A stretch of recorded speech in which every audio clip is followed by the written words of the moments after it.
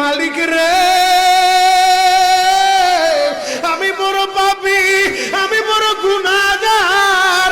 ও দয়ার আল্লাহ, আমি 10 বছর তোমার গোলামি করি নাই, আমি 20 বছর গোলামি করি নাই।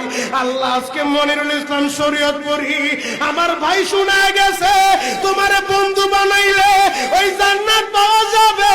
মালিক রে, তুমি আমারে দাও না মাফ কইরা। যুবক রে, যদি কেউ আল্লাহরে বন্ধু বানাইতে পারে তার কোনো আর চিন্তা নাই, তার চিন্তার কারণ নাই গো বাবা। এ যুবক ভাইরা, দাড়ি পাকা বাবাজিরা, সবাই আমার দিকে একটা নজর তাকান।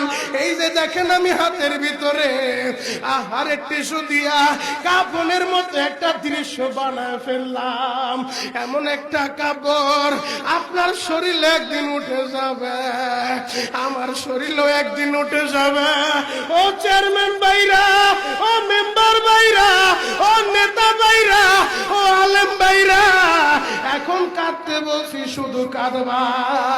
জীবনে কত জায়গায় আমরা গোসল করলাম। আহারে, কক্সবাজার ঘুরতে যাইয়া সমুদ্রের ভিতরে গোসল করলা, কুয়াকাটায় ঘুরতে যাইয়া সমুদ্রে গোসল করলা। এই যে মাদ্রাসার পুকুরটা ভরাট করছে মসজিদের জন্য, বিশাল বড় ময়দান এখন হয়ে গেছে। এই পুকুরের ভিতরে কত মানুষ গোসল করছে, আবার পিছনে একটা বিরাট পুকুর হয়ে গেছে, ওই পুকুরে কত মানুষ গোসল করবে। ও সোনামুখীর বাবা গো, তোমার বাড়িতে নিজের টিউবওয়েলে কতদিন তুমি গোসল করছো?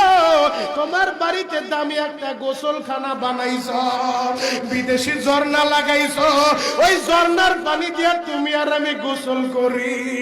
এমন একটা দিন তোমারও আসবে, এমন একটা দিন আমারও আসবে। আহার, ওই ঝর্ণার পানির গোসল আমার হবে না, পুকুরের পানির গোসল হবে না, আমার আপনার একটা গোসল দিবে। কেমন গোসল দিবে জানেননি? বড়ই পাতার হালকা গরম পানি দিয়া।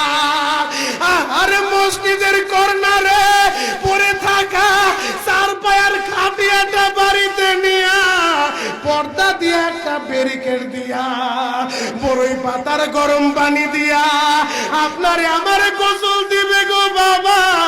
ওই গোসলটা যেদিন দেওয়া হবে, আহারে, এরপরে আর দামি কাপড় পরতে দিবে না।